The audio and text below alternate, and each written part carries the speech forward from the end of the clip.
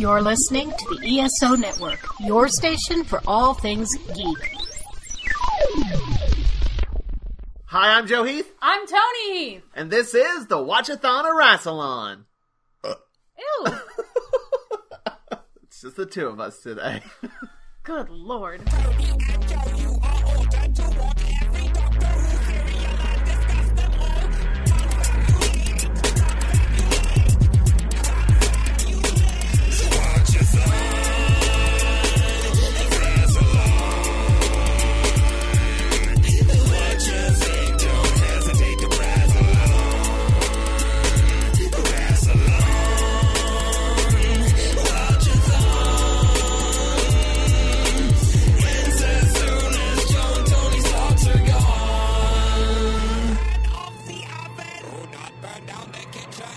Today, we're going to be talking about the second serial of the 15th season of Doctor Who, The Invisible Enemy, which consists of 4 episodes that aired from October 1st, 1977 to October 22nd, 1977, which is my mom's birthday. Happy birthday. I don't know if it was like the day of her. I mean, October 22nd is her birthday. I don't know if 1977. I don't know how old she is. You don't know how old your mother is? She's 49. She's like a year younger than my dad. My dad just turned 50. All right. And I got the hiccups now. Too fast! And I want to give a... Ew. I'm flipping now, too. Let me get through this, god damn it. I'm fine. And I want to give a special shout out to Matt Golden for sponsoring this episode. Hey, thanks, Matt. You can follow him on Tumblr at mgoldentumbles.tumblr.com. Maybe. Tumblr. Yeah. Listen. Yeah? I tell you that Matt told me today that he spent $45 to listen to our podcast. Yeah, you did tell me that. Which, that sounds like Matt spent $45 on our podcast. But we did not see a single cent of that $45, to be fair. No, he was listening to it on data, and it just kept being like, add an extra gig, and he was out of data, and he kept being like, sure, because he was listening to the podcast. Why are you saying, hey, Matt, give us $45? why don't you just go ahead and support our Patreon? What? Okay, like, how was he listening to it? On his phone. Why didn't he download? He was moving, so I guess he didn't have. They had Wi-Fi on at the new place, probably not at the old place. Why didn't he download it? Look, I'm not here to question Matt's choices. I am. That's what this podcast segment is: questioning Matt's life choices. Hey, Matt, you can download them, buddy. I don't know how far back he is, like, in listening to them, and how far into the future he's gonna get to this episode. But, like, just one day, like, half a year from now, he's gonna run into your office and be like, what the fuck? Well, I'm just saying, you can just, like, click the download button, put it on your phone. But you don't know what scenario was going on. Maybe he didn't have access to Wi-Fi at the time. Well, maybe we'll get an update from Matt and then keep you guys informed of what I'm saying happening. Is you didn't have to drag him publicly on the podcast. You could have just talked to him. But okay, so let's end that segment, dragging Matt on our podcast. Let's talk about New Who. Okay. Because I've got really strong opinions. Because the last time we talked about it, I believe we talked about Demons of the Punjab, which was great, and Kerblam, which was surface level good, and then when you think about it, bad.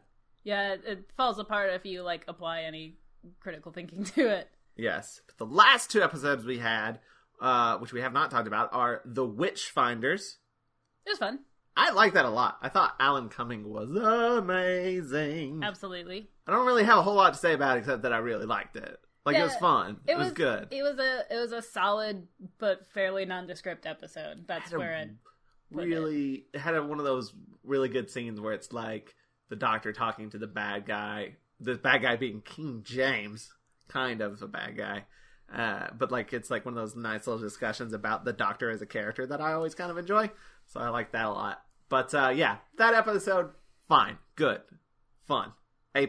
Well, not A+, probably like an A. A-. A-. But the one after it, it takes you away. Top tier fucking episode. Abso-fucking-lutely. One of the best episodes we've had in a long fucking time. And you know why? It's because of the shitty frog puppet. Fight me. I don't care. Hey. Absolutely fucking fight me. It's more than just the frog puppet for me. It's like all around just good. It's that weird. It's weird. It's weird, and that's what I like.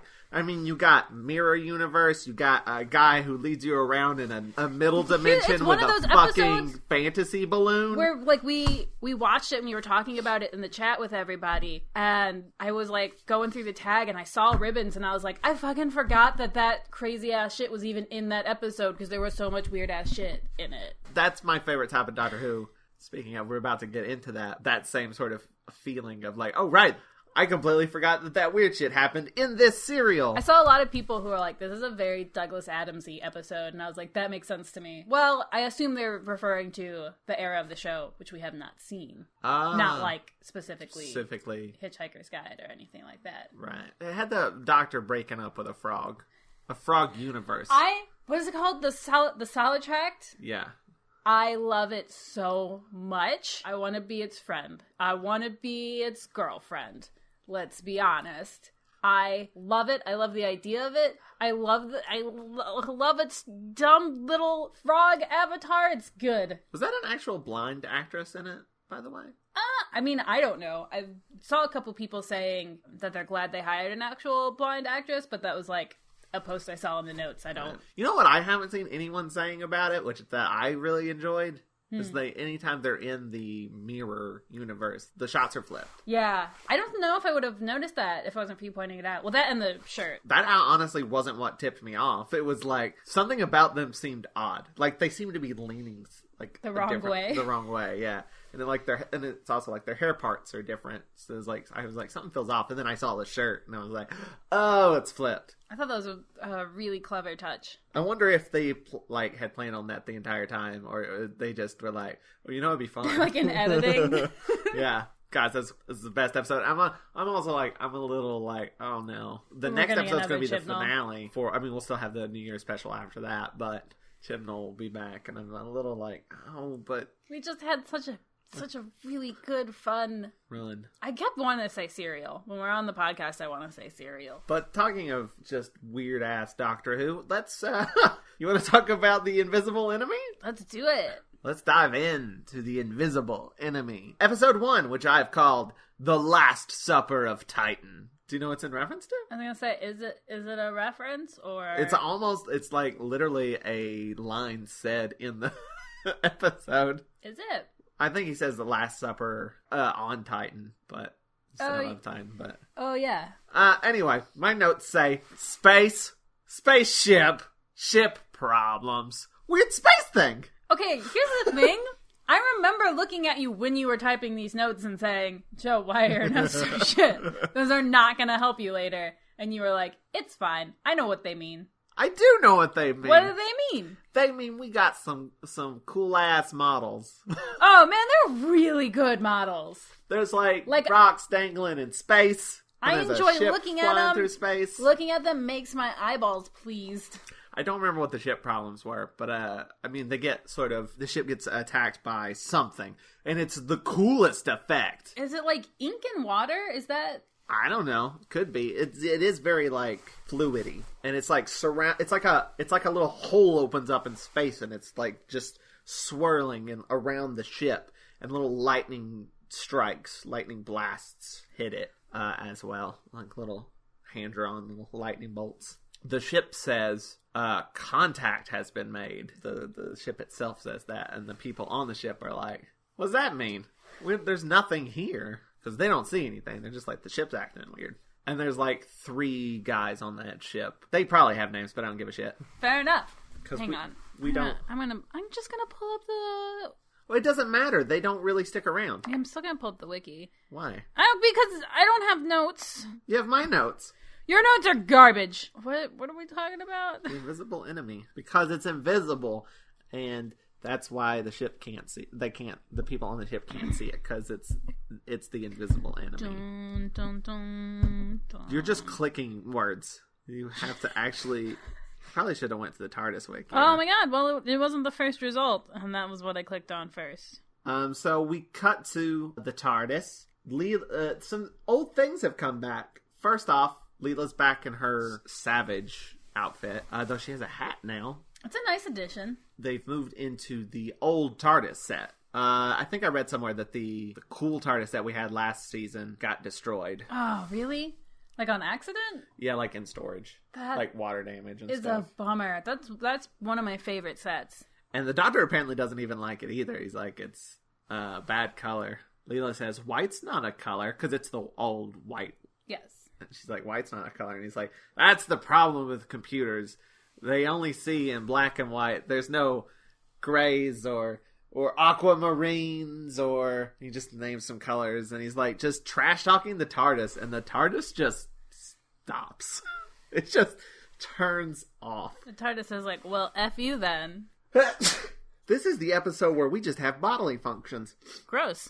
So yeah, you didn't name any of the crew members, but it's because they kind of get infected, like... Yeah, I was going to say that. Right at the top. They're not infected yet. Do you want me to specifically wait until it happens and tell every detail in between that and the plot? Yeah, because we don't know that they're infected yet. Because we get another great set where they land on Titan. It lands on the planet and it goes shoo. There's like little spinning satellite dishes. They land and there's like this. It's got like one of those like spinny table things with the ships on it, and it spins. There's like a lot of neat little miniatures in this segment. And there's a neat little hallway. There's a lot of cool little miniatures, and I dig it. I thought you'd dig it too, because they're miniatures. Yeah, I think they look great. So they land, they head out, and they grab these. There's like 3 guns on the wall, and there's 3 of them, so they each grab a gun.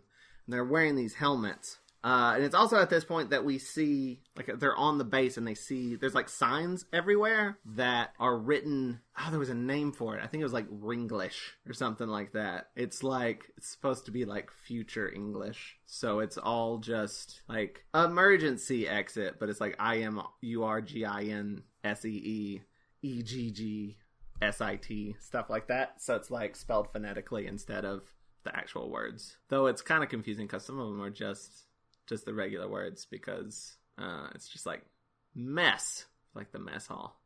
Well, how else would you have spelled it? I don't know, but like... It's already spelled phonetically. What do you want? I know, but like they made exit more, like they made it EGSIT instead of EXIT, and that seems like to be expanding it. Like, I don't know. Like, you could do something with mess, just MES. I suppose. MEZZ. I don't know. That's a different word. Mez. Anyway, they're walking by it and they hear laughter, which I thought was ominous. I was like, oh no, they're walking into something. But really, the people laughing are fine. They're like, they walk into the mess hall and there are these people eating They're about food. to be relieved, basically. It's the crew is They're switching swapping. out. And so they're celebrating because it's their last day. They literally say it's our last supper on Titan, not realizing how ironic those words were soon to be. Because they just get straight up shot by the 3 guys that just came on board. And they pull off their helmets, or they lift up their little visors, and now they got glitter brows. They're really long. And they're like scaly underneath the eyes. It doesn't look like they're wearing masks, though. It looks like they've had masks smushed to their face. No, I think each of the little scales are put on there individually. Yeah. And then way that the makeup is done. And they have little White? eyebrow tufts. Yeah. They're like white and like pale green, I'd say. Maybe. Oh, and there's like a really nice shot where he's like talking to them with the visor down again. The main guy's talking to the other 2, the brows guys, and you can see the reflection of the other 2 in his helmet as he's talking to them. I thought that was a really nice shot. They murder everybody but one guy. He's not in the room. That's why they don't murder him. But they're like, there's another guy here. We got to find him. Like, they're all sort of high-minded. Is that his name? Yes, Low.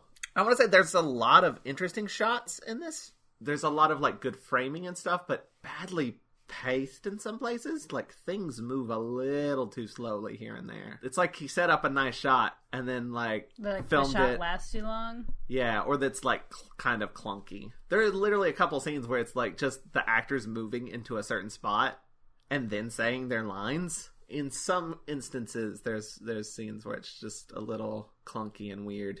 Lo's the only person who hasn't gotten dead, so he sends out a distress call. That is what the Doctor and Leela pick up. We cut to the TARDIS, and Leela is practicing writing her name on a chalkboard. She misspells her name a couple times. Does she?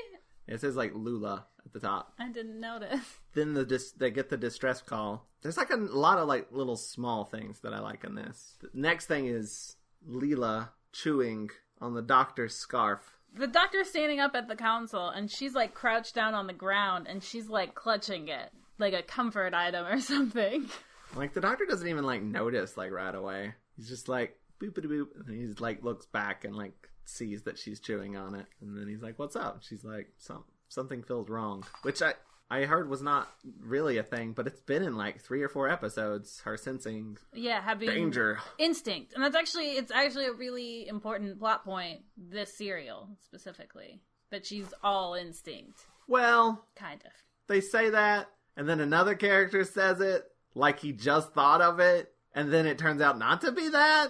It was very confusing. This episode's a little sloppy in places. The distress call gets stopped, and they send out another thing that's like, hey, that Mayday, just a joke, not real. How are you doing? 'Cause we're doing fine. Boring conversation anyway. But Leela says, that's it. That's what I'm freaking out about. That's not a human. But, like, they've met aliens a bunch of times. But, she does specifically say, it's evil. Actually, wait, has Leela met any aliens? Hasn't she? Talons of Wang Chiang? No. Humans. Horror Fang Rock? The big blob thing. Yeah, but she knew that was an alien, too. But, like, there hasn't been a situation where they went somewhere that's, like, primarily aliens, I don't think. She's definitely met aliens, though. Yeah, but they've all been bad. Yeah, I guess. She hasn't met any good aliens yet. That's a bummer. But then the TARDIS winds up in that swirly ink vortex of doom. A thing shoots out of the TARDIS console, and the Doctor glows blue, and, like, fades away. And Leela's like, what happened to you? And he's like, what? I didn't see anything. She's like, you glowed blue. And he says that it's St. Elmo's. It's like St. Elmo's fire. She's like, St. Elmo's fire? And he's like, yeah, what are you, just some kind of parrot?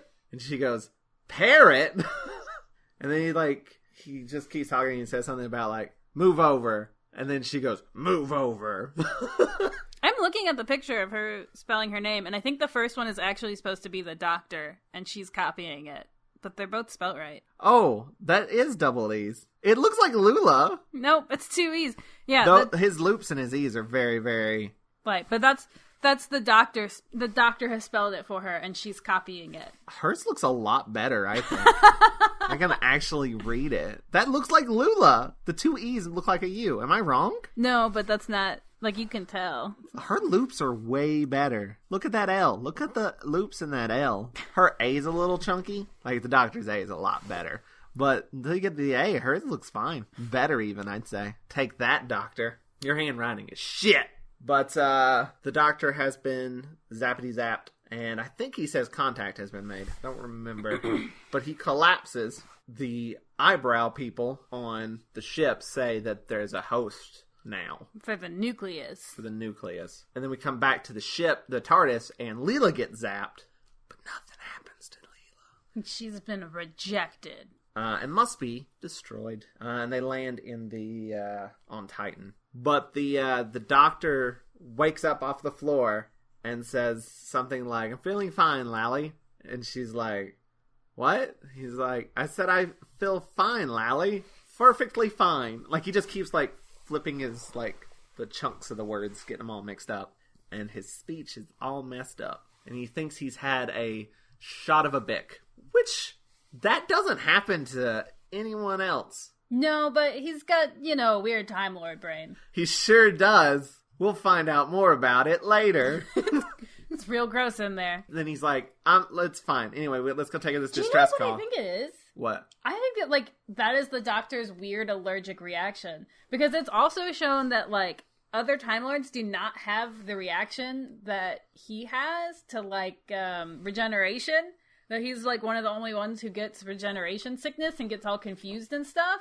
So he's just, like, that's, like, a weird allergic reaction he, in particular, has. If anything messes up with his brain, he gets all confused. I like it. That even continues past speech. He walks into the TARDIS door. He goes, that's odd. And then Layla's like, takes this opportunity, since he has failed to exit the door, to be like, don't go out there. Things will be bad. She's right to say this because the TARDIS is surrounded by the eyebrow people. But Low shows up and starts shooting at them and then runs off and hides in a cryogenic chamber for some reason. Yeah, not the best hiding place. Because they go over to it and go, oh, turn that shit on. Problem taken care of. We've got some frozen Low. He does manage to kill one of the eyebrow people. This is another thing where, like, the framing looks good, but it's like, it's a little sloppy. The Doctor comes out and is like, there's nobody here. Even though there's very clearly, in shot the entire time, it's framed to be in shot, a dead body on the floor? One of the dead eyebrows? Well, that's not, it's just one body.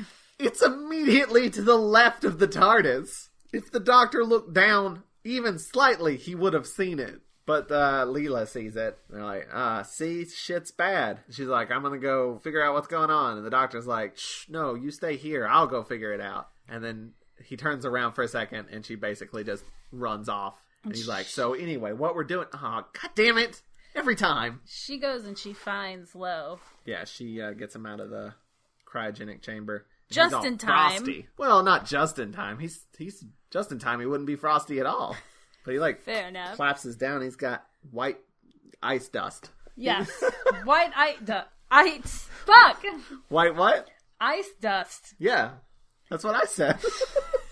All over his face, and he's chilly, and she also, like, will wrap him up in a little blanket, and she nurses him a bit back to health. Meanwhile, though, the Doctor finds the two that are still alive, and they're, like, looking at a map or whatever, and he just sort of walks up behind them and is like, hello? And they're like, we'll deal with you in a second. And he's like, I'm the doc... Wait, what? Like, they're not surprised at all that he's there, because they know. They've been waiting for him.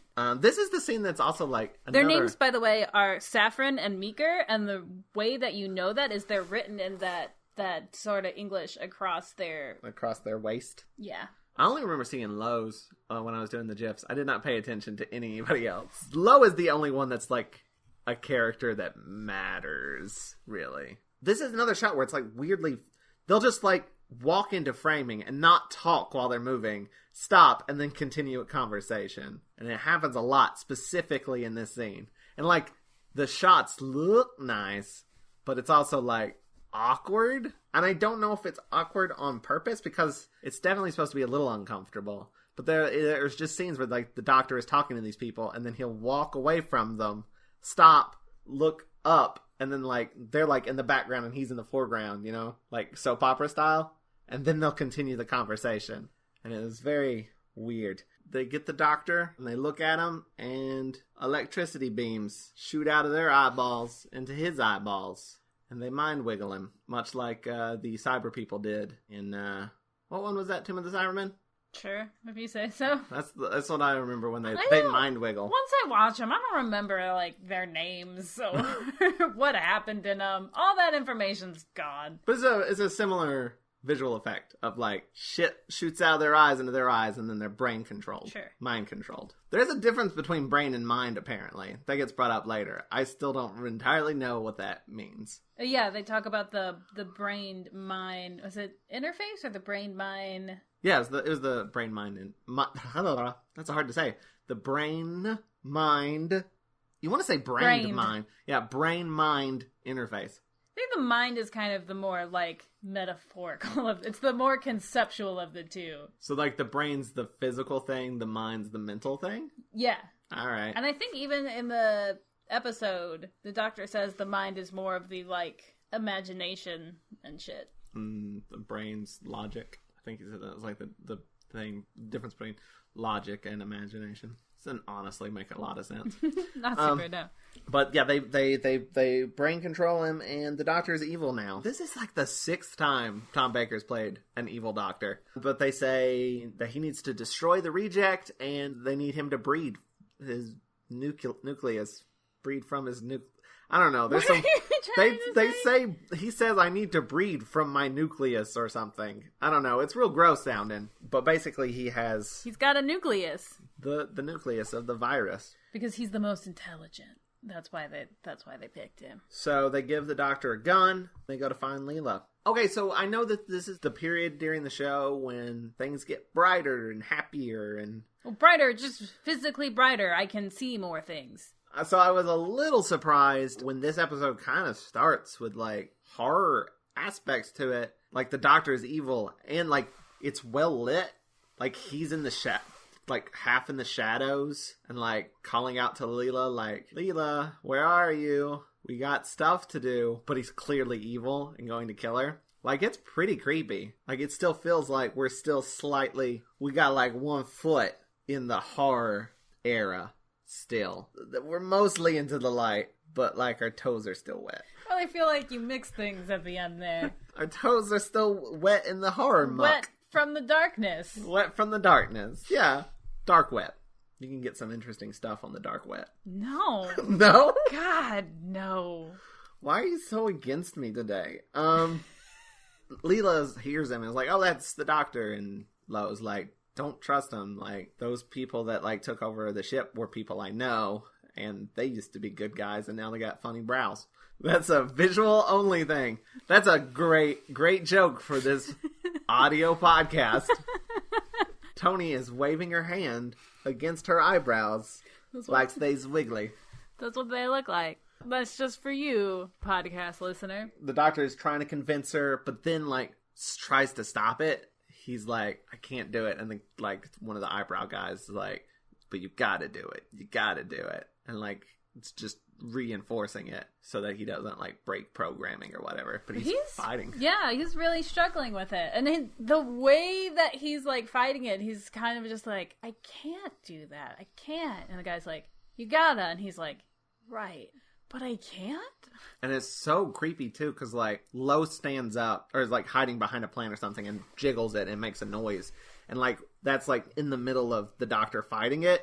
And then they both stop and turn towards the sound. And, like, the doctor's just, like that distraction, he lost control. He's like, the reject is over here. And then they just start, like, slowly walking through this, like, dimly lit hallway. And it's so creepy. Ugh. But one of the eyebrow guys gets into the room that Lo and Leela are in, and he shoots Lo's gun out of his hand. But he gets a knife in the back from Leela, which he falls down and you see the knife in his back, and you see Leela grab the knife and just pull it right back out of his back. Again, we still got those toes. In the dark wet. In the dark wet. Just twinkling around. Just a little bit. She pulls a knife out of a dude.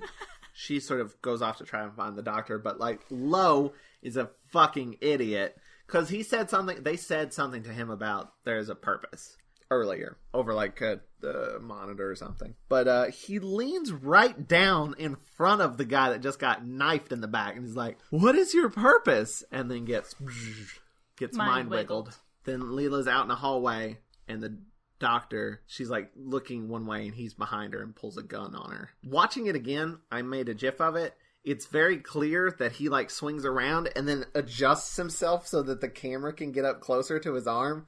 You see his, like, arm just go so that the gun's right in front of the camera. I do want to talk about the guns because I think it's a vase, like a plastic dollar store vase and a flashlight. Like, it's either that or, like, a weird Coke bottle. But I liked them. And they're, like, spray-painted black. Yeah. The doctor's got this spray-painted black gun, and his hand is covered in white fur-looking stuff. He's all frilly.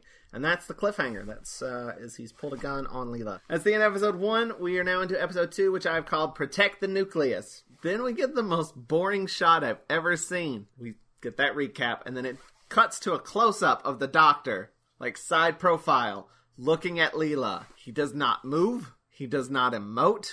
Like, you hear the voice of the nucleus, basically.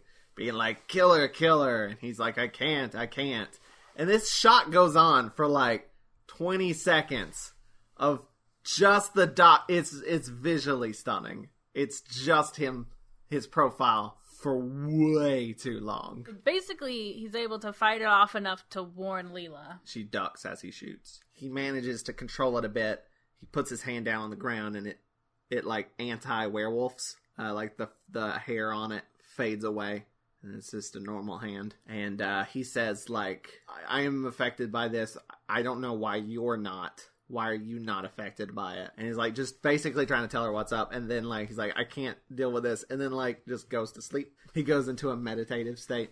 He puts himself into a coma, basically. Yeah. This is, I think what's interesting about this episode is that, like, after that, they just take him to the space hospital. And I'm like, how often does that ever actually happen? New Earth. Right? New Earth. Shoot, what was the one this season? They went to a hospital this season? They sure did. They did? Yeah, so that they could do MPreg. Do you not remember? Oh, yeah. What was the name of that one? Oh, it's got a weird name. It's the conundrum. Yeah, some nonsense. Pating! But like, you have an actual, like, medical doctor who's, like, treating the doctor, who's treating the doctor and is like, this is really interesting. So I see he put himself into like this self-induced coma. That's cool. I see he has 2 hearts. That's cool. But like, there's this monster and it is an actual viral infection. And the doctor is not the doctor. The medical, what is that character's name so that this can stop happening? Marius. The medical doctor's name is Marius. Like, is somebody who's trying to work and figure it out while the doctor is just under. So we kind of have this other character studying things and figuring things out, which is very interesting to me. It does happen very quickly that they go there in the TARDIS too. Yeah. Like, because Leela goes and finds Lo, who has been talking to the one remaining eyebrow guy.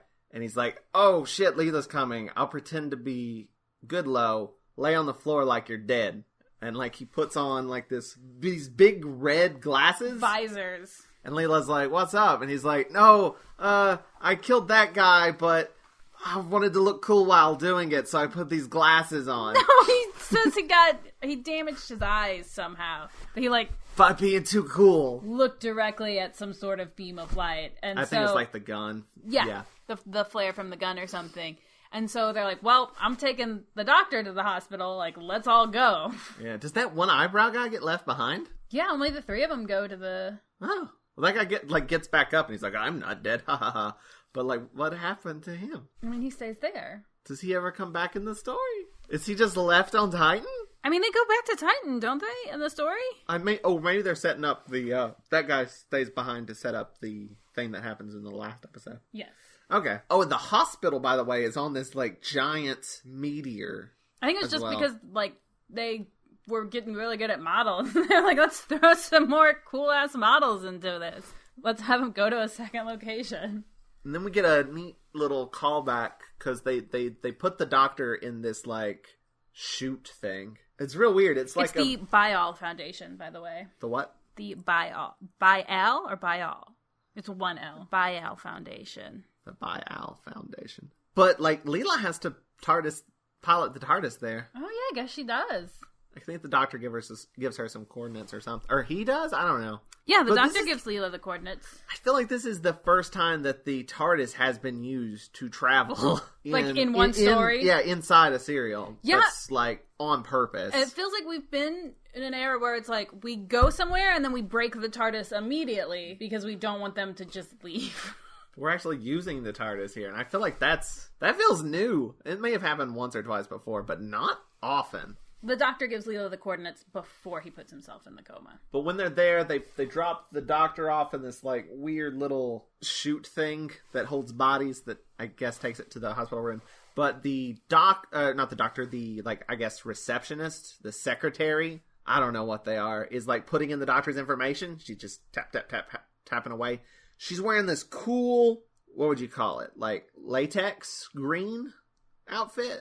I did not remember. Leela wears one later. It's like this green thing. They got like this half visor over their face. But she's like putting in the... She's rude. That's what I remember about her. She's like, what's his name? And Leela's like, just the doctor. And she's like, where is he from? She's like, Gallifrey? And she goes, is that in Ireland? She's like, I guess. That's one of my favorite running jokes on this show. I didn't catch it the first time through. I was watching it for GIFs and I caught the Ireland gag. That's the second time it's been mentioned, I think, in this show. So, so far? So far. Yes. Not in total. I know it's been said in New Who. Yeah, yeah. But then Lo comes up with his glasses. He's got... Oh, we forgot to say he has the eyebrows now, so he's lowbrow. We forgot to say that, or opted not to? Listen, it's a good joke, so I want to make sure we say he's got the eyebrows now, so he's lowbrow. You've said it now. Congrats.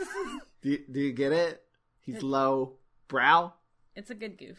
Lowbrow shows up, and he's still wearing the glasses, and like the nurse is like, "What's up with you?" And he's like, "My eyes are hurting." She's like, "Go to the eye district." He's like, "I don't have time to deal with you. Go to the eye place." Which I want to say later, we see him in the eye district, which is... How do you think hospitals are organized? By district, the eye area, which is just a poster of a drawn eye of a sketch of an eyeball on the wall, and they pan back from it, and like Lo is just doing like that, that like I'm lying on a bearskin rug pose. He is. But before we get to that, the doctor. I just fucking remembered. Yeah, right? In the cereal. I just remembered just now. God damn it. Before we even see the doctor that doctors the doctor, Marius. Who, by the way, just to like draw this out even more, when he first sees the doctor, he's like, why are you even bringing this guy to me? He's like, he's some space nick. He's like, I only deal with like interesting things, and you're bringing me this like space hobo. Get him out of here. Rude? Yeah. What a rude fucking doctor. I like this character a lot, though. Okay, continue. Well, let's drag it out even more. The guy who plays him was on the show like a few serials back. He was in Planet of Evil. He was the guy that was like, his eyes glowed red and he was slowly turning into a monster. Yeah. And then he like almost shot himself into space. Are you ready? Before we get to him, we see something that he has created, that he has invented. And it is spitting out a little ticker tape of like information about the doctor and what's going on with them. It's a little robot. It's got a little satellite ears that spin. Uh-huh. And as a little tin dog, whose name is... Wait, he has a name? I don't remember. His name is Canine.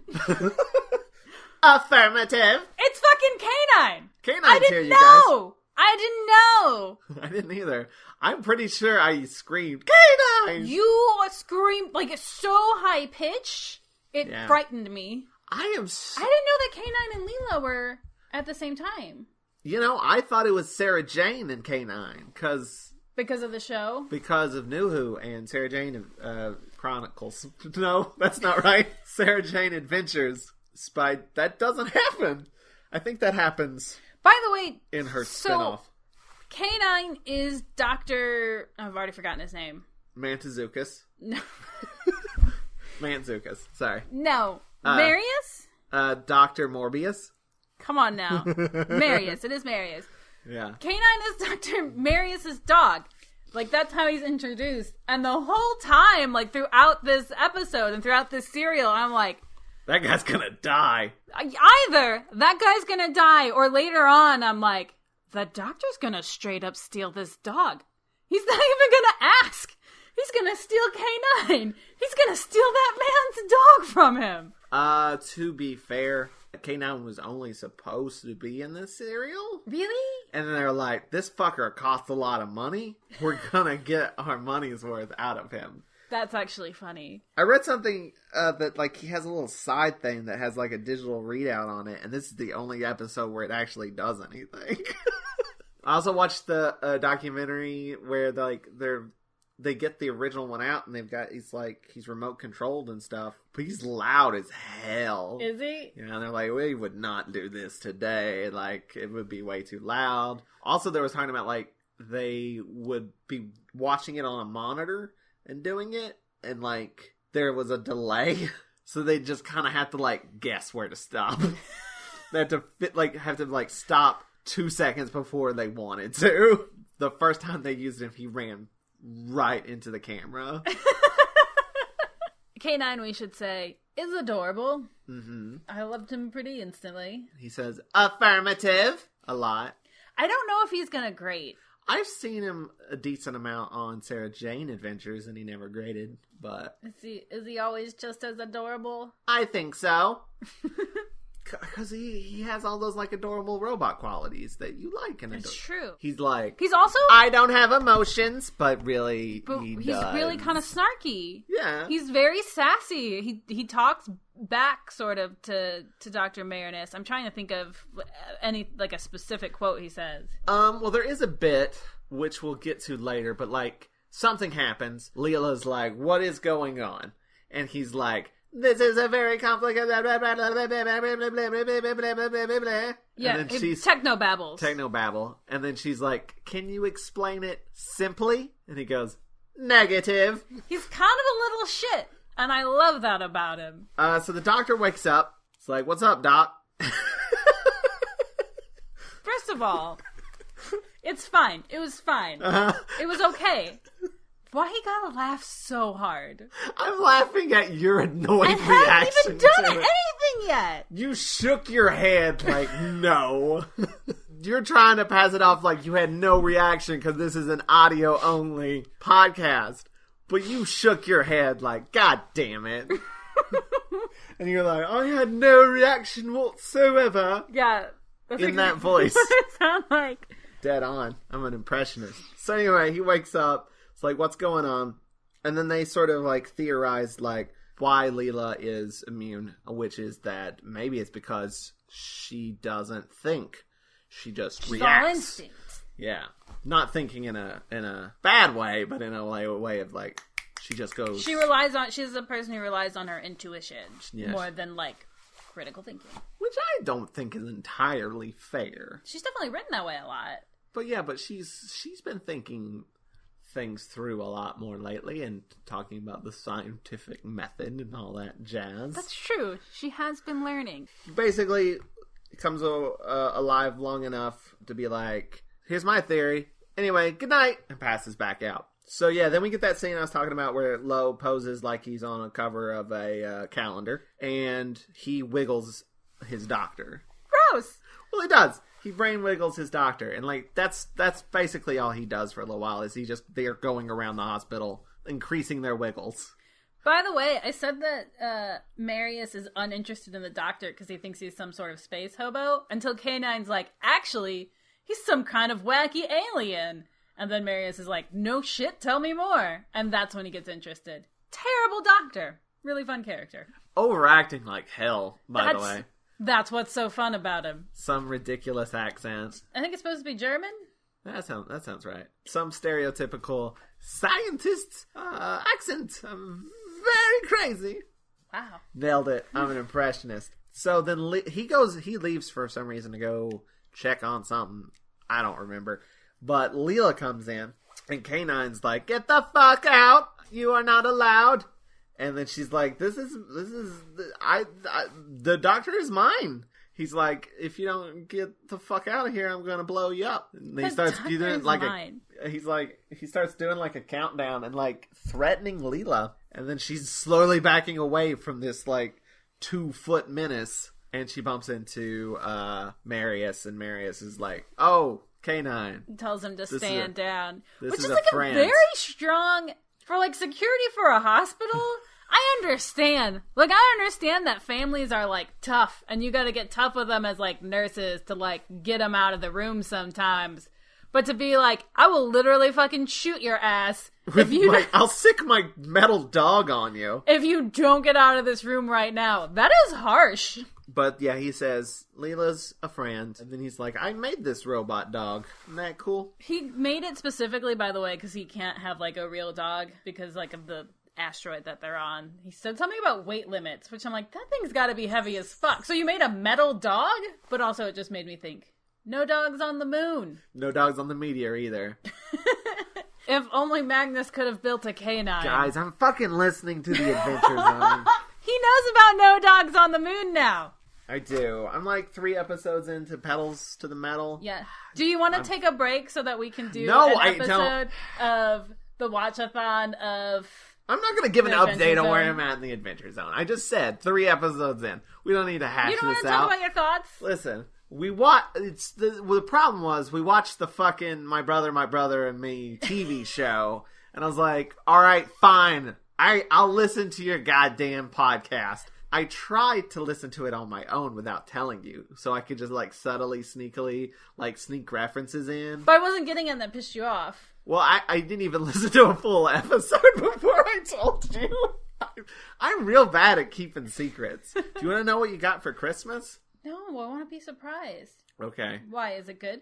I hope you are getting playing cards, but that's a given. Where were we at? You were about to tell us your feelings on the Adventure Zone. It's real good, okay? It's funny. Jesus. I do really want to get to the next arc, though, because you said that's when it starts getting, like, storytelling good. Yeah. Like, full on, all... Like less jokesy. Which I'm fine with the jokesy. So you haven't gotten to it yet, but Oh, God. the second part of this arc is like a weird place where Griffin has started like telling a story and everyone else is still joking around. So it gets weird and then it gets really good. I thought he was going to kill him in that last one. Anyway, let's move... What were we talking about? Okay, so Anyway, that has Marius... been an episode of the Watch-A-Thon. Of what would it be? I'm really bad at this because I always blank. Takon. There's no characters. There's Magnus, there's Taco, there's Merle, Griffin. The Watch-A-Thon of Griffin. The Watch-A-Thon of... wasn't there one character named Johan? Yeah, the Watch-A-Thon of Johan! Anyway, that was an episode of the Watch-A-Thon of Johan. So, Marius, back to the Watch-A-Thon of Rassilon. Marius wants to scan Leela to see why she's all immune and stuff, and he's like explaining this to her, and she's just like, what? And he's like, I guess she is stupid. I guess she doesn't think, is what he says. Just rude. Leela is scanned, and then a ship crashes into the meteor, which is this, I think this is the first time that the model work looked a little sloppy. It really looked like they just twirled the ship on a string, and it's like going, wee! And it's like wobbly as hell. You know, it still looks good though. Like it's a really I guess. it's a really good design wise is what I'm saying. Execution, but like the design of the asteroid and the ship and all that. I was like, that looks dumb, and then as I was laughing at it, it crashed into the meteor and exploded, and I was like, oh shit! As I was laughing, they were going to operate on the doctor to figure out what was wrong, but like. This happened, so they're like, we'll deal with the doctor later and gotta go check out this crash ship. Which, is it more eyebrow people? What is it? That is an excellent question. I totally remember because I watched it with you, and I'm not stalling so that I can pull the wiki back up. I do want to say, while you're looking it up, when it crashes into the meteor, the doctor falls off the table, and Leela like goes, ugh! Almost But made she's a like, reference you haven't gotten to yet.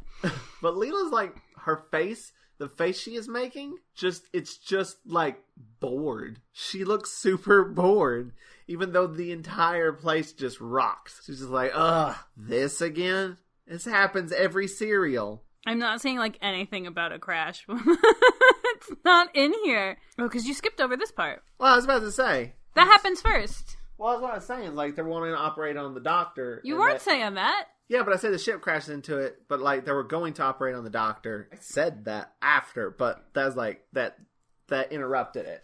That's what causes the shuttle to crash. It's a distraction. Yeah. The doctor asks K9 about cloning. And here's where shit starts to get real fucking dumb. Oh, also, I believe there is a line where like, because like the crew are now like mostly mind wiggled, like most of the staff, hospital staff. And, like, there's a gunfight going on. They're shooting at Leela, and Leela's shooting back. And they're like, kill the reject. And I believe at one point, Leela says, reject yourself. She goes, reject this!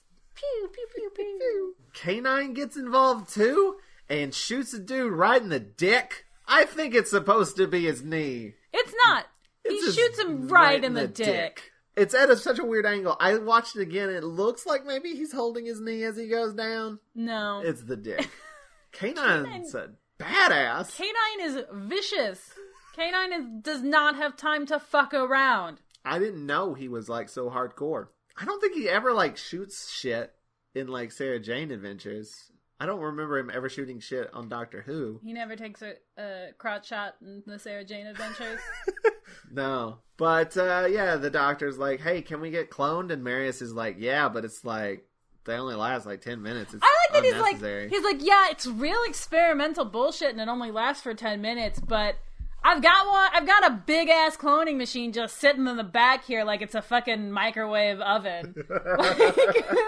It's really experimental or whatever, and like, we're still working on the technology, but yeah, I've got one just chilling in the back here. Hop right in. He takes a sample from both the Doctor and from Leela, because he's going to clone them both, because he wants Leela because she's immune.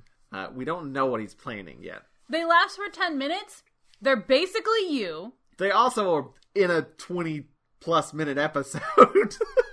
That's a good point. But listen, they're basically you clones, so they have all your memories, okay? They have all your, like... hopes and dreams. And shit. They're alive. Fetishes. And then, in 10 minutes... they're just gonna die. And no one's terrified by this idea. They're just like, yeah, it's cloning. They only last for 10 minutes. It's whatever. No one finds that existentially terrifying. Like, even the clones themselves are like, wow, we only got, like, a couple minutes left. They're getting ready to die.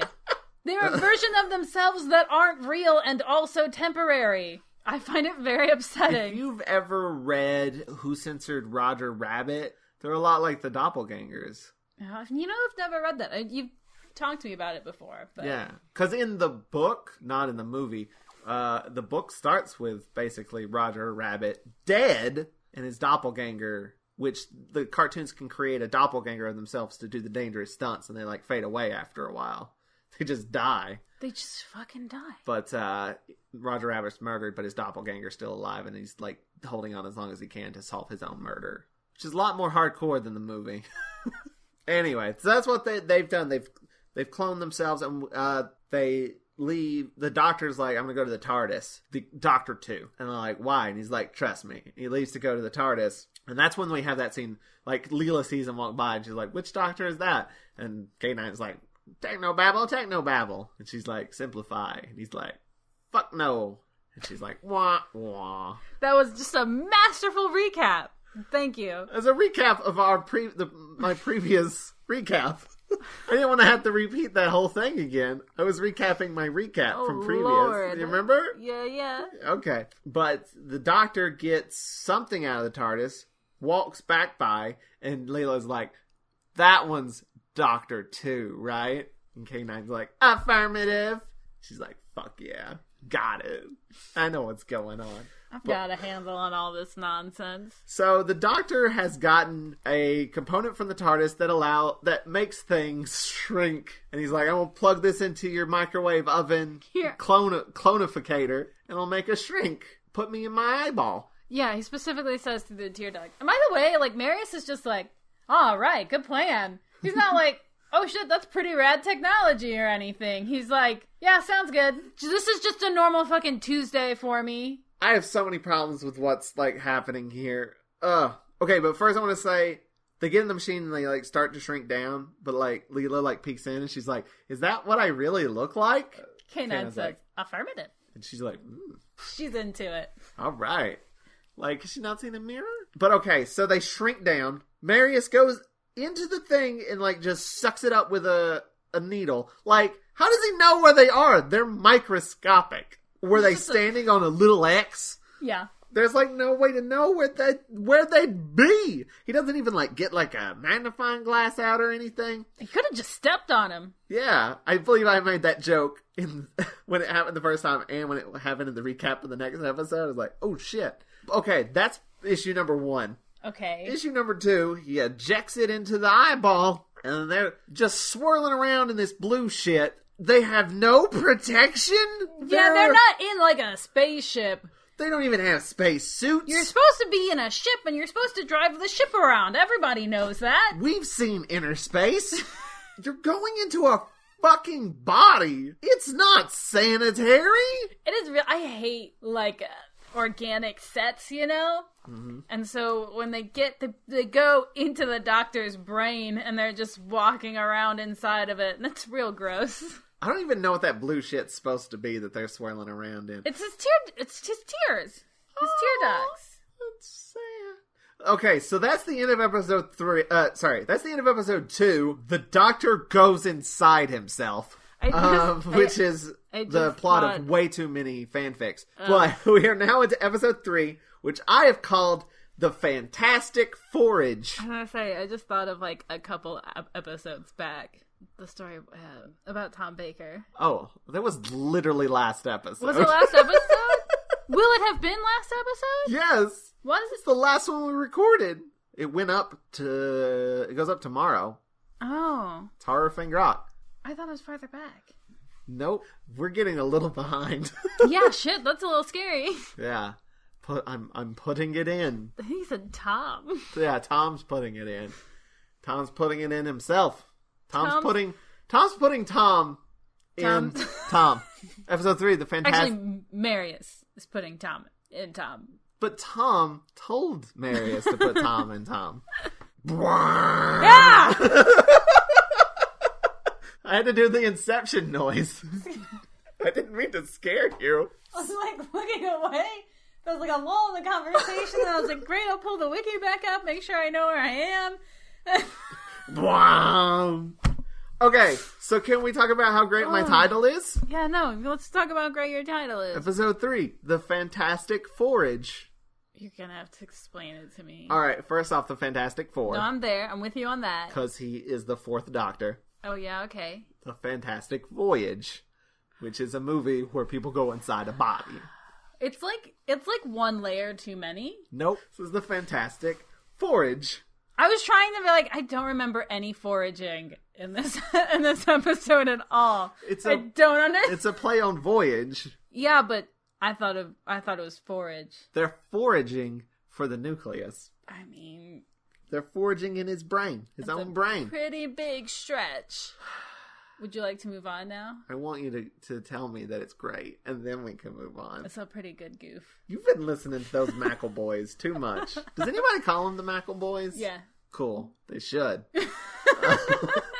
God, apologies to people who listen to our podcast and not them, because this has been real annoying. I'll tell you how deep in I am. I sent him a message asking him to do a quote for a book I just wrote. Obnoxious. I started it, Dearest Mackle Boys. All right. Anyway, whee! What the fuck? That's my first note. Whee! They're spinning around, and then, like, the first time it's like a big swirl, and they're going upside down and over and around like they're inside a washing machine. The next shot is literally them holding hands and walking around in circles like they're dancing.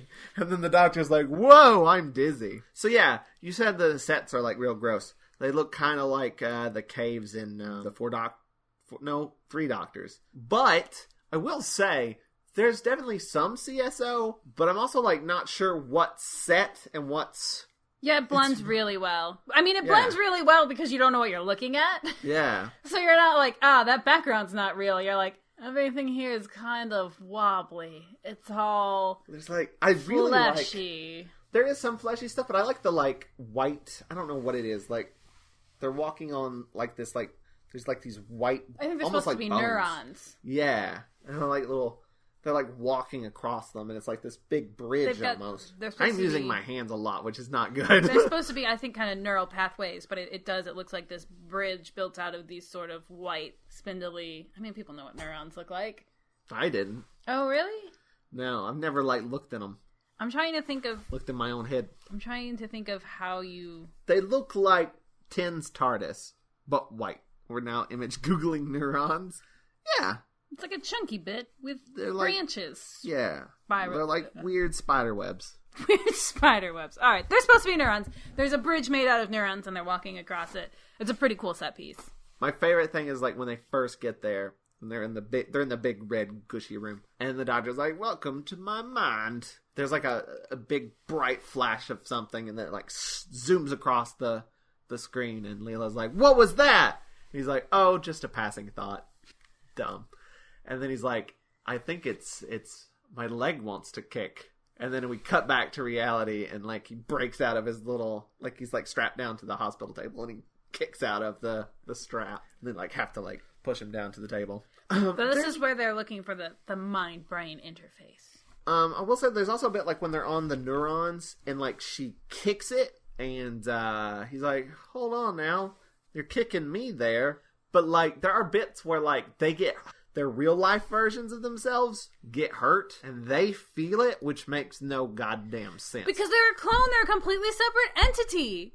And like they're like, oh, something's happened to me on the outside. And it's like, you're not connected. You're a clone. I can maybe almost see the doctor because they're inside the doctor. There's at least somewhat of a connection. But plus, Leela's he is telepathic. And I guess Leela's, I don't know, savage psychic or whatever they call it. But like, she's like way in the other. There's one point she gets hit on the head and she feels it. There's no reason for her to feel that. The way the brain works in this is a little bizarre. There's also like a big floating white fuzzball in his head that's stalking them. I think that's supposed to be antibodies, right? Yeah, that's what. Which drove me a little crazy because I was like, "Why aren't the antibodies?" Because they spend a lot of time attacking the Doctor and Leela, and spend no time attacking the nucleus, like at all. He hid really well. His antibodies suck. Meanwhile, there's like fighting going on outside. K9 shoots a wall down. Leela's like, there should be a barrier right here. And he just goes, okay, and blasts a huge chunk of the wall down. Which you can see... Before it falls? Yes, you can see the cracks in the wall. And like, I was watching the documentary and they're like, the first take looked great. Oh no. And we had to reset it. Like, you couldn't tell that it was like pre-cut. And like, then we had to quickly like patch it back up, and it's like, it didn't look good, but we didn't have time, so you can How come they didn't use the first take, though? I think there was, like, some other goof that happened in it. TV's like that sometimes. And then she's like, thank you, K9. And he's like, I require no gratitude.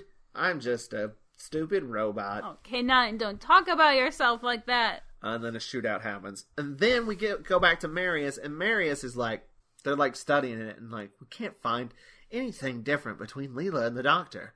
I wonder, maybe it's because she works on instinct. That's already been posited. That is not new information. And it's like something, it's not like something that the Doctor said to someone else. It's something the Doctor said to him. Yeah, specifically to him, to Marius. And now Marius is like, maybe it's this thing that I was told about last episode. Because they're looking for something physical and they haven't been able to find it. Then the Doctor brags about his brain a bit. Like, he's kind of fucking annoying. Like, this is the best brain. Welcome to it. It's an honor for you to be in here right now. And he's even like, are you listening to me? I'm telling you how awesome I am right now. I am talking to you about how great my brain is. Listen up, goddammit. There's gonna be a quiz. But then that's when Leela gets attacked by the fuzzballs, and the Doctor runs around and like fiddles with like these like dangling goo bits. Like dangling threads. He connects to... I don't know if those are supposed to be neurons or something else. I don't know. He connects them. He makes his body think that like his kidney is failing or something like that. And the fuzzballs go away. Back at the gunfight, a dude jumps over the barrier and K9 shoots him. But then the eyebrow guy wiggles K9. And he goes around a corner and tries to shoot. By the way, hearing K9 say, what is it that they say? Contact is made. Your K9 is Dalek-y. Very Dalek-y. Yeah, hearing K9 say, contact is made, I was like, no. Not K9. Not my robot boy. So he goes around and shoots at Leela, and she, like, passes out. And then he runs into the wall. And, like, he's like, I am shutting down. And that's when, like, she's like, the Leela inside the Doctor's head is like, I felt a bump on my head. Doesn't make sense. Then we get to another thing that doesn't really make sense. They get to the end of this bridge, and then it just goes into darkness. There's just a big void. And the doctor's that. like, okay, but here's the thing. They're physically in the brain. They're not in a mental representation of the brain. They're physically in there. So the fact that he's like, this side is logic and that side's imagination. This is the mind. This is the brain. We have to cross this divide that we can't see. Does he actually say we're crossing from the brain into the mind? Yes. He says we're going from one. He said we're going from one side of my brain to the other. Well, that's what I'm saying. Does he say we're going from the brain to the mind, or does he say we're going from like the left to the right? I think he says both. I think he is saying that it's the left side and the right side, and that it's the logic and the imagination. It's the mind and the brain. Okay, yeah. Which doesn't honestly make sense. Like, again, they're physically in the brain. It should just be brain shit. There shouldn't be some, like, mystical barrier. Like, if you were in the mind, like, in a metaphysical sense or phorical sense, sure. But, like, this is physically in the brain, so I don't buy it. All anyway, right. He goes across into the void and disappears, and, like, Leela is holding on to his scarf as he goes across. I thought this was so cute. And then later we'll see them on the opposite side. Because Leela does not want to cross them. over, really. She doesn't... Yeah. I think he's like, it's fine.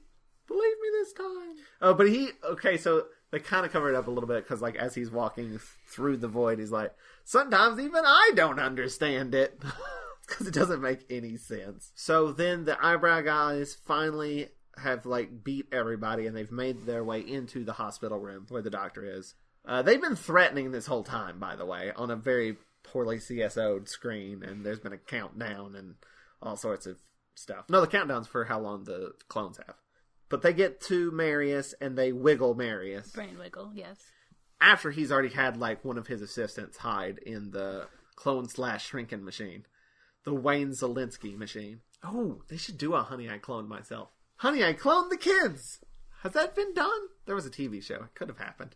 Anyway, sidetracking. I'm going off on my own. You're speaking so fast. That should be an IP Consultants thing. So, he's hidden someone in the clone machine, but now he's been wiggled, she gets out, and he's kind of like, oh fuck, you guys, there's clones in this body, we gotta stop them, because he's a bad guy now. Marius is, or he's browed up. Would you say he's highbrow? No. I'm just gonna leave. You get to do it all day long. I don't get to do it one time? His name's not High. You said he was browed up. Yeah. Alright. No, it's fine. It's fine. He's a brow bro. That's not even... Oh man, I'm great at this. Oh, alright. They are all now browsers. Anyway. I don't even know why I try. It's cute that you do. No. Okay, I want to say, the woman who escaped, we actually see her escape twice. What do you mean? She gets out of the room, she runs out, and then there's a shot where she, like, peeks in and then runs away again. Like, for no reason. I don't remember that. I saw it, like, when I was making the GIFs. I was like, why? There's no reason for it.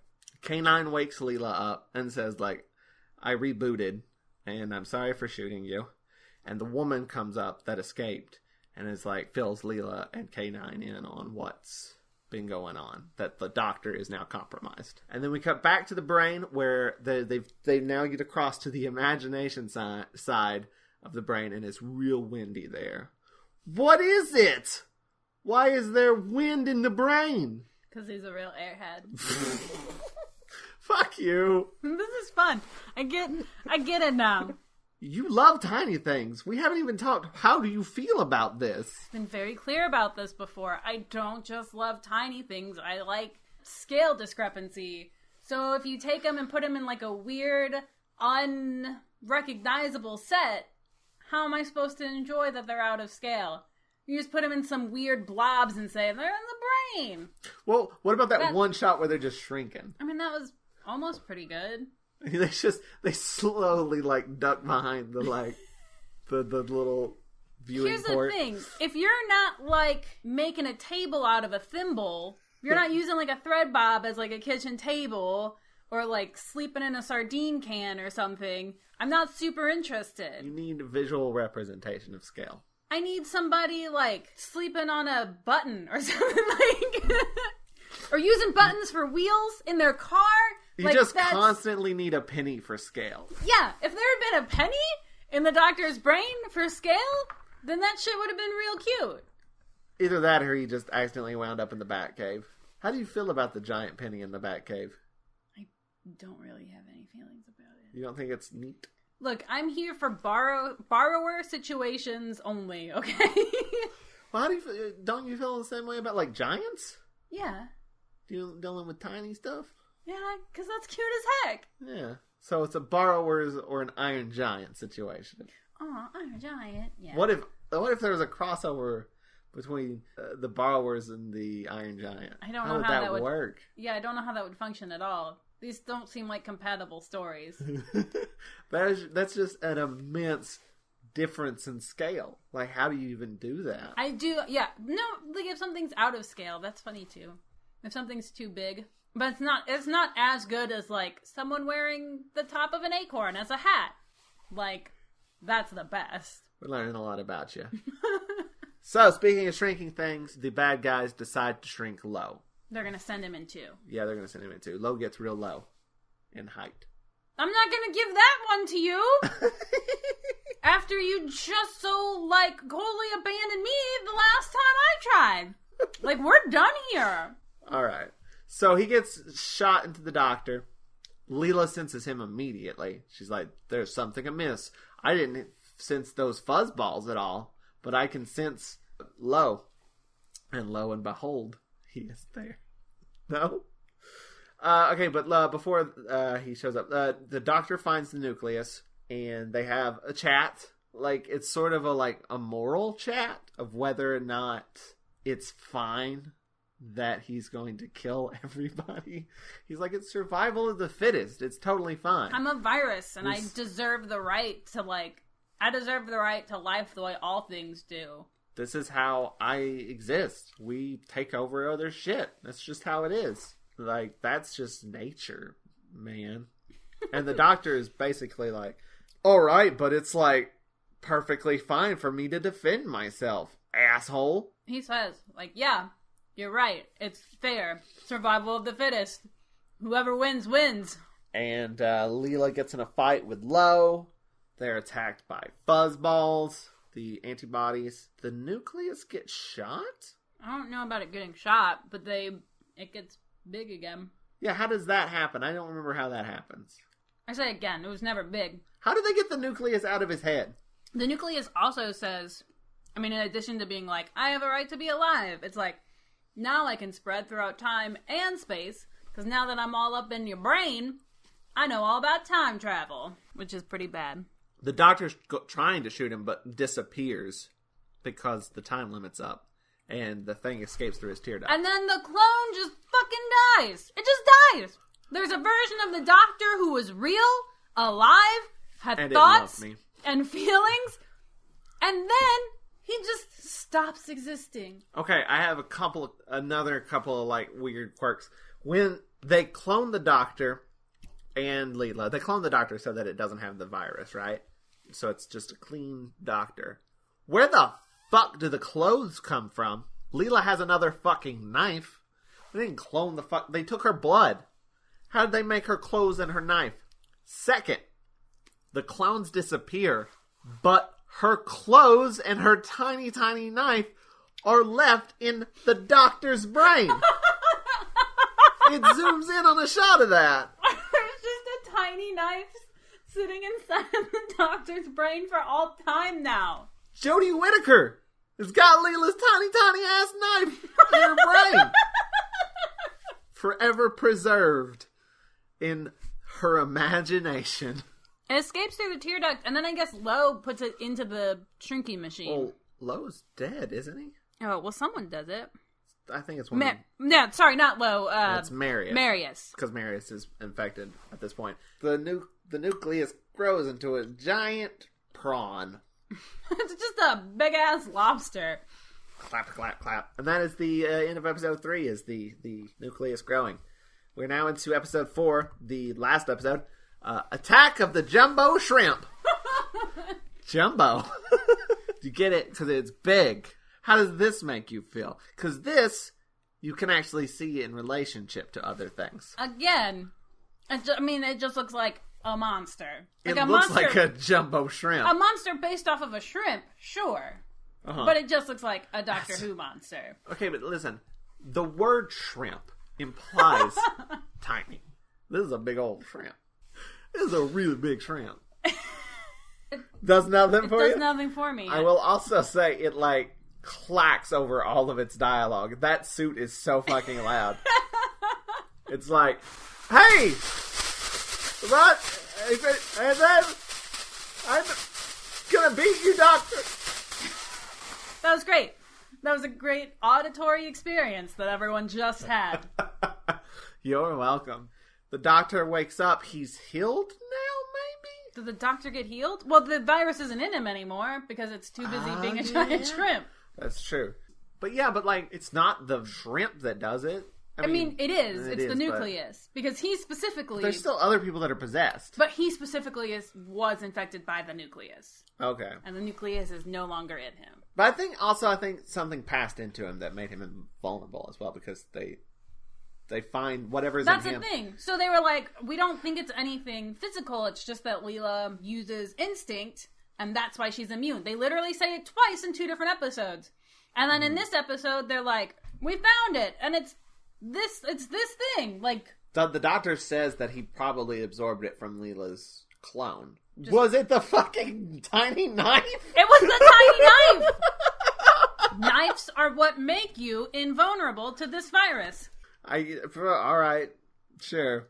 But yeah, they say it's instinct, and then they say, no, it's a thing. Because they do. They say it's a physical thing. We found it. We missed it before, but we found it, and now we have a cure. So, this is the one I was saying. Leela dresses up in that green nurse uniform. About this. To go undercover, and she rescues the Doctor, gets in a gunfight. It's a busy day. And they head towards the TARDIS, and the nucleus is like, fuck them, they can do whatever the hell they want. We're going to Titan to breed. Do you guys remember Titan? Do you guys remember when the serial started on a whole other friggin' planet with that planet's problems before we went inside a friggin' Time Lord body? Do you guys remember that? I want to say also by the end of this episode, I had kind of forgotten that we had gone inside the Doctor's own brain. There's so much happening. We start on Titan. There's some, like, a pretty linear plot happening there. Then it's like, just kidding, we're gonna go to the hospital and we're gonna do some freaking references. I don't know what it's called. The Fantastic Forage. Okay. Anyway. Inner space. We're gonna do one of them. And now we're done with that. We're gonna go back to the original thing we were doing. And also, there's a big old shrimp. Who wants to fuck? No. No? No. Why? He wants to breed. I mean, he does. He wants to breed like a virus. Right. He wants to do asexually the viral equivalent of going to Bone Town. No. He wants to fuck.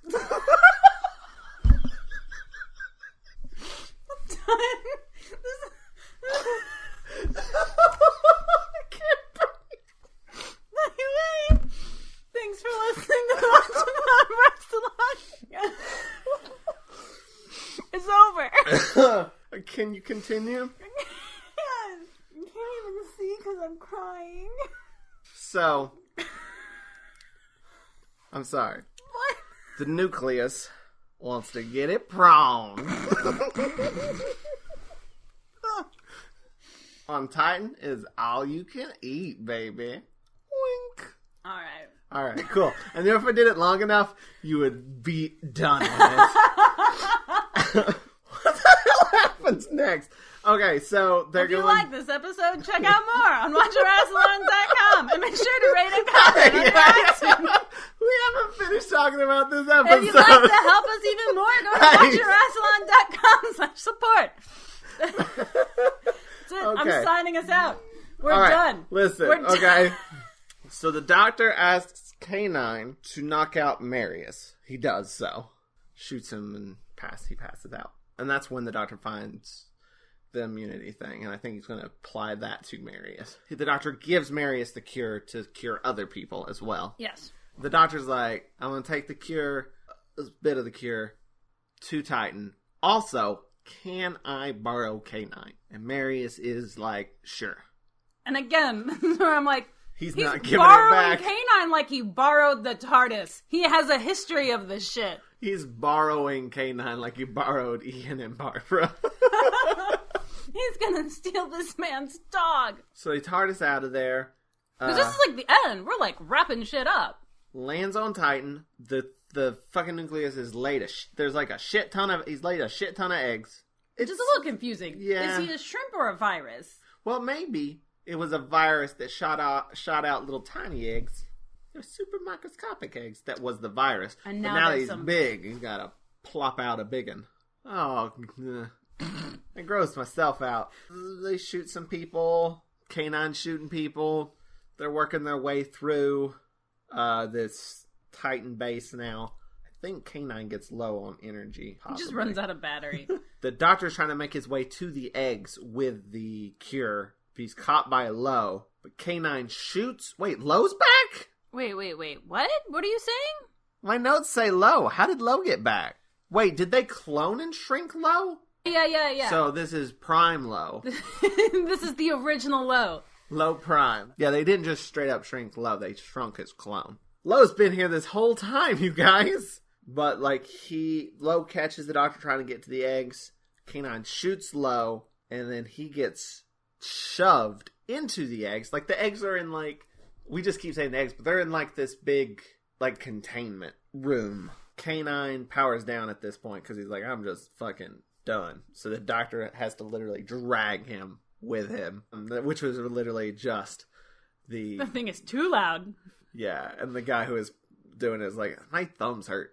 Okay, yeah, I think this actually gets brought up too. Leela at one point jumps on top of one of these guys, knifes him in the neck. The doctor's like, we have a cure! And she's like, this works too. The knife is a cure. We previously established that. Leela knows. Leela knows. But the doctor's lost the cure. He fiddles with the egg tank thing. The thing that has the eggs, and the nucleus is in there as well. Just, I guess, shooting out the eggs. Ew. And he does this, like, Rube Goldberg, ties up a gun to the egg tank. He's got, like, oxygen spilling out as well. He's gonna blow him up. He's gonna blow up. It's gonna happen, though, like, when the nucleus opens the door, it's gonna trigger the gun, which is gonna shoot in the oxygen-filled air, then explode things. Don't they go back to the hospital? Well, there's also the doctor runs out, gets in the TARDIS, and TARDIS is away, and Leela pops up from behind this desk and is like, "Hey!" And the TARDIS materializes back in, and then she gets in the TARDIS and they leave. He almost left her there, her and K9. They pretty much go back to the hospital just so that Marius can be like, "Take my dog." Oh, I also want to say, Leela said multiple times, let's blow him up. Let's blow him up. I don't understand why we can't just blow him up. And the doctor's like, that's because you don't use your brain. I use my big old brain. And Which I'm going to come we've up. already been in. You saw how big it was. I'm going to come up with a great plan. Which was to use the cure. But then they blow it up. And he's talking to K9 wasn't that a great plan I came up with to blow up the bad guy? And Leela's like, the fuck? Your plan? I don't think so. You helped, says the doctor. And then they go to return K9, and you're like, oh, okay. And then he's just I don't remember what he says, but he's like, can you basically take the dog off my hands? What he says is he built K9 because he has a dog at home that he misses. But he's only stationed here for a little bit. Uh-huh. And he's getting ready to head back home. Okay. So he's like, take care of him. Because I'm going to go back to, a real-life dog. Just going to fucking abandon this dog. Rehomes him to a good home. Really? Oh, he's a metal dog, and you can't forget to feed him, so. And Leela really wants him, too. Leela's so cute. Exciting. She's like, can we keep him? And the doctor's like, yeah, sure. And then they TARDIS out, and I think he says something about, I hope he's TARDIS trained. He does. Marius says that. But that's the end of the serial. That's the end of The Invisible Enemy. That's it. We'll be back for final thoughts after these commercial messages. This is Mandy from Caster Quest, and we're inviting you to join us as we explore Patrick Rothfuss's best-selling fantasy series, The Kingkiller Chronicle. You can find Caster Quest at casterquest.com, on SoundCloud, on Apple Podcasts, or at our podcast network at esopodcast.com. Research and Chandrian, Ambrose Jackus, Dumbledore, Dennis on a date. Master Kilvin, old-ass mayonnaise, selling lamps to folks in Imre, Will and Simon, Deox, Stanchion, Tabalin the Great. And we're back! Hey, Tony! God, yes, what? That was really Do you know what time it is? Yeah. Oh, God. It is 2 hours into this podcast. Come on. It is 10:27, and... We have work in the morning. Do you know what we do at 10:27? What? We do final thoughts. Thank you. Final thoughts. Go. Oh, shit. Okay, Jesus. This is one of my favorites. It was fucking weird. It's just weird enough to constantly keep my interest. It's weird and it's fun, and I enjoyed it. There wasn't much substance to it beyond just an interesting adventure. For what it is, it's decent enough. It's so fucking weird. I love it because of how weird it is. Like, we're inside the doctor's... It's not even that we're inside the doctor's brain. It's that it's a miniaturized clone of the doctor and Leela in the doctor's brain. I'm telling you, I have real terror over that idea. And the fact that they're just like, oh, we're gonna make some clones, and then it's a plot device with no real ethical implications. I really, really, really hate the idea of there being, like, clones that, like, last for 10 minutes. Or at no point are they like, well, guess I'm gonna die. Because, okay, here's what I like. I love that idea. I think it's so bizarre. I mean, we also have, like, the viral infected eyebrow guys are real creepy at the beginning. You have this amazing idea of shrinking the Doctor and Leela and putting them in his own brain. And then not only that, you have the weird-ass idea of, what if we take the virus out of his brain and make it big? That is a, like, delightful twist. And not only that, we also get the introduction to fucking K9. And he's adorable and a badass. He's, like, shooting shit left and right, doing crotch shots. It's great. I enjoyed a lot of it. I think there are some moments of awkward pacing, and I don't know, there's a lot of, like, dead time and weird cameras, like, setting up characters, and I don't know, I want to say it's maybe slightly poorly directed, maybe, in places. Maybe slightly poorly directed, maybe? Yeah, because, I mean, there's just a lot of, like, questionable choices, I feel like. Some shots last too long, some things are just a little awkwardly set up. But it's so fucking weird, and I enjoy so much of it. So I give it 2 thumbs up. I'd say it's the most fun serial this season. We've only had 2. I really liked Horror Fang Rock. Horror Fang Rock is way more solid than this one, but this one's just so fucking bonkers. I love it. It takes you away. Is that same sort of bonkers where you're like... Here's the thing about It Takes You Away, though, that is... It's better than the oh, serial. Yeah, it's definitely better than the serial. It's bonkers for sure. Like, you get to that end and you're like, okay, like, you're doing what you're doing and I respect that. It's bonkers, but at the same time, it's like this, it's out of this really, like, touching, emotional moment. Like, it's sweet what's happening between them. And, like, it's specifically, like, the combination of those two things, like, this very sort of sweet sincerity juxtaposed to this goofy ass frog. I fucking love it. That's what makes it from being just like, oh man, that was like pretty weird and fun and cool, to being like, yes, that's Doctor Who. That's what I want. Oh man, that episode was so good. It has a similar vibe though, which I think it's kind of amazing that It Takes You Away was able to do it in 45 minutes. But of that, like, where you're like, do you remember when we were on Titan? Do you remember when we were in the Doctor's brain? Do you remember? Like, this all happened in the same thing. And, like, I had that same feeling when we watched It Takes You Away of, like, do you remember when it was, like, a weird horror movie with, like, monsters in the woods? Do you remember when we were in that weird anti-matter world thing with, like, the guy with the balloon?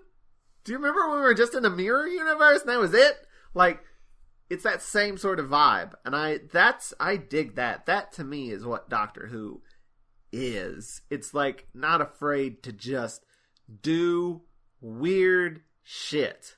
Just cause. Why not? All right, that's it. Before we go, is there anything we need to plug?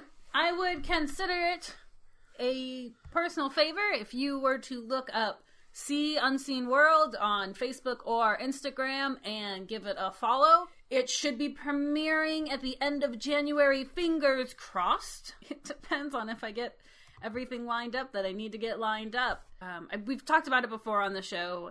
It's a show that I have been working on at my work that will be premiering on the Heartland Network. If you're at all interested in things like roadside attractions or cryptids or just interesting folk art, keep an eye on See Unseen World. It's See Unseen World on Instagram, Twitter, and Facebook. The Facebook and the Instagram are what we probably update the most. If you're at all interested in those things, you should definitely check out the show when it premieres. You will not be disappointed, especially if you're, already a fan of me and Joe. A lot of our work has gone into making this thing, so that's my plug. I second that. And if you liked this episode of the podcast, you can check out more on Watch-A-Rassilon.com and be sure to rate and comment on our iTunes. It helps us out a lot. Does some weird iTunes magic to get people to notice us better. It does. It helps people find the show easier. If you'd like to help us out even more, you can go to watcherassilon.com/support, and there you can find a link to our Patreon page, which you can get to just by going to patreon.com/watchathon. And there you can donate a monthly amount to get all kinds of rewards like day early episodes, uncut video of the podcast records, bonus episodes, and live streams where we watch the episodes with you guys. It's a lot of fun. Also, on our support page is a link to our Amazon wish list, where you can sponsor an episode of the podcast by purchasing the corresponding serial on DVD for us. We'll mention you in the podcast and put your name on our Friends of Rassilon page. Speaking of, special thanks again to Matt Golden for sponsoring this episode. Hey, thanks, Matt. You can follow him on Tumblr at mgoldentumbles.tumblr.com. And I want to give a shout out to the rest of our Friends of Rassilon, because we haven't done that in a while. Zoe Allen Wickler, Indigo ISEAU.tumblr.com, Brie Castellini, brainswebseries.com. She also is doing Sam and Pat Are Depressed, so check that out too. Yeah, keep an eye out for that because season 2 is going to drop. Which stars Brie Castellini and Chris Cherry. I want to say thanks to Steve Conway, twitter.com/Steve Conway. Thanks to Elliot Cooper. Hey, bud. You can follow him on Tumblr at docwithtardisfez.tumblr.com. Ben Cowdell, he has a show called Doctor Who 50 Years Ago, which you can find on YouTube. There's a link to it on our Friends of Rassilon page. Leanna Feliciano, still don't know how to pronounce your name. I hope that's right. Special thanks to Ray Friesen. He's a guest. He's also a friend of been a guest on the podcast. He's also a friend of Rassilon. RayFriesen.com.